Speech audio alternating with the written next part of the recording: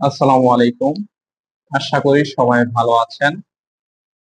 Gastric ulcer সমস্যা ও সমাধান নিয়ে আজকে আপনাদের সাথে আছি আমি ডাক্তার সুমন, প্রভাষক, সেন্ট্রাল মেডিকেল কলেজ, কুমিল্লা। শুরুতেই আসি, গ্যাস্ট্রিক আলসারের লক্ষণ কি?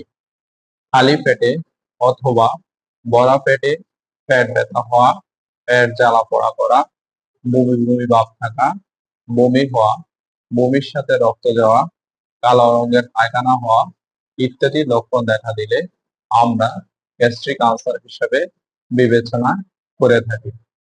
গ্যাস্ট্রিক আলসারের কারণ কি? গ্যাস্ট্রিক আলসারের সবচেয়ে কমন কারণ হচ্ছে হেলিকোব্যাক্টার পাইলোরি নামক জীবাণু।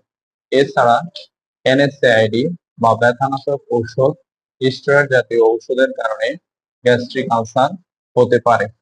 স্ট্রেস কিংবা অ্যাংজাইটির কারণে গ্যাস্ট্রিক আলসার হতে পারে। অতিরিক্ত পরিমাণ জাল, তেল, মশলা জাতীয় খাবারের কারণেও গ্যাস্ট্রিক আলসার হতে পারে। গ্যাস্ট্রিক আলসার হলে আমাদের করণীয় কি? গ্যাস্ট্রিক আলসার হলে আমাদের উচিত ক্রনিক গ্যাস্ট্রিকের ওষুধ না খেয়ে চিকিৎসকের পরামর্শ নিয়ে গ্যাস্ট্রিক আলসার আছে কিনা তা নিশ্চিত হওয়া। গ্যাস্ট্রিক আলসার আছে কিনা তা নিশ্চিত হওয়ার জন্য আমরা একটি পরীক্ষা করলেই যথেষ্ট। সেটা হচ্ছে আপার জিআই এন্ডোস্কোপি। তবে অনেক রোগী এন্ডোস্কোপি করতে ভয় পায়। তাদের ক্ষেত্রে ইউরিয়া ব্লাড টেস্ট অথবা রক্ত বা পায়খানা পরীক্ষা করেও আলসার আছে কিনা তা নিশ্চিত হওয়া যায়।